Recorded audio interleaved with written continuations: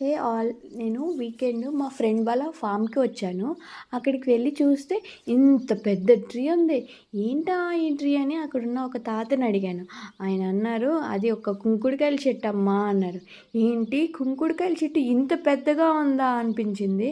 దగ్గరికి వెళ్ళి చూస్తే దాని కాయలు భలే బుజ్జి బుజ్జిగా బాగున్నాయి. అదేంటి కుంకుడుకాయలు ఇలా ఉండవు కదా అంటే, ఇవి పచ్చిగా ఉన్నప్పుడు ఇలానే ఉంటాయంట. అవి ఎండిపోయిన తర్వాత మనకి అసలైన షాప్లో దొరికే కుంకుడుకాయలా కనిపిస్తాయి అన్నారు.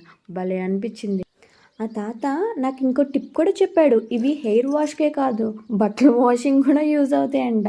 అదేలా అని అడిగితే, ఇవి ఒక 4-5 తీసుకుని బట్టలు వాష్ చేసేటప్పుడు మనం యూజ్ చేస్తే మనకి ఏమైనా స్కిన్ ఎలర్జీస్ లాంటివి ఏమన్నా ఉంటే అవి కూడా పోతాయంట.